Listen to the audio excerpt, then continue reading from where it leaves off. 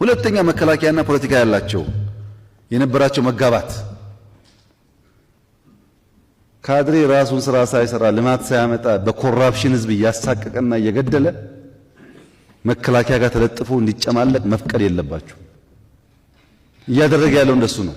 ይሰርቃል፣ የራሱን ያከማቻል፣ መጠቀሚያ ያደርጋል። እዚህ ኦሮሞ አማራ ምናምን እያለ አጭበርባሪ። እናንተ ክብራችሁ መጠበቅ አለባችሁ። ወታደር መሆን አለባችሁ። ባያድላችሁ ነው እንጂ የትኛውም ካድሬ እናንተ ሩብ አያክልም። ብዙ ይነግራችኋለሁ፣ አያክልም። በጭንቁ ጊዜ እኮ እናንተ ናችሁ። ህዝቡን ያወያያችሁት እናንተ ናችሁ። የተዋጋችሁ እናንተ ናችሁ። በቦቴ ውሃ ያጠጣችሁ እናንተ ናችሁ፣ ካድሬ አይደለም። ግን they want to manipulate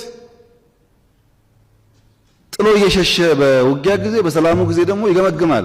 ይሄ አንዱ በሽታ ነው። ሶስተኛ ሪፎርሙ ብቻውን አለመመራቱ። ውጊያ አለ፣ ችግር አለ፣ መከራ አለ፣ ብቻውን አልተመራም። የሀብት ውስንነት አለ፣ በጣም ከፍተኛ ሀብት ነው የሚጠይቀው። ጥቅም ችግር አለ። ወታደሩ በቂ አይደለም። አሁን እኮ ነው ቤት ይሰጣቸው መሬት ይሰጣቸው ምናምን በህግ ያወጣ ነው እድሜ ይራዘም ያለው እንጂ ወታደሩ ሲኖር ጀነራል ነው፣ ሲወጣ ደሃ ነው። የሰራዊት የፖለቲካል ግንባታ በሶስት ካታጎሪ በዓለም ደረጃ ተከፍሎ ሊታይ ይችላል።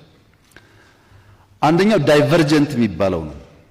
ዳይቨርጀንት ማለት የዳይቨርጀንስ አፕሮች የሚከተሉ ሀገራት ብዙም ባይሆኑ ፖለቲካና አርሚው ክሊር የሆነ ቦርደር ያለው፣ የስጋት ትንተናው፣ የፕራዮሪቲ አቀማመጡ፣ ለጠላት ያለው ግምትና ዝግጅት የሚወሰነው በአርሚው ብቻ ነው።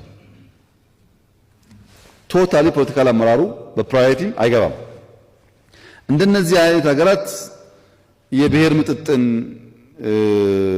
የሚያስፈልገውን ሀገር፣ ሃይማኖት የሚያስፈልገውን ሀገር ታሳቢ ያደርጉም። ፒውር ፕሮፌሽናል ናቸው።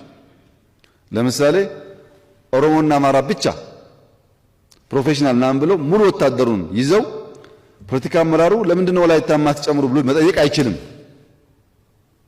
ፕሮፌሽናል ስለሆነ ፒውርሊ እነሱ ይሆናል ማለት ነው። እኛ ደግሞ እዛ አልደረስንም። እንደምታውቁት እንኳን ውጪ እዚህም አልደረስንም።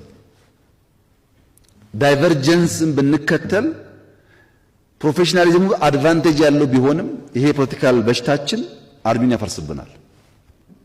ሁለተኛው ኮንቨርጀንስ ነው። ኮንቨርጀንስ ደግሞ የሲቪል ቁጥጥር የበዛበት አርሚ፣ ሲቪልና አርሚው መለየት የሚያስቸግር። በእኛ ሁኔታ አንድ ቋንቋ አንድ ብሔር ስላልሆን የጠላት ዴፊኒሽናችንም ችግር ስላለበት ኮንቨርጀንስ አፕሮች ብንከተል አያዋጣም። የኛ ያሁኑ ፕላስቲክ የሆነ ነው፣ ሚዛናዊ የሆነ ነው። ፕላስቲክ ሲባል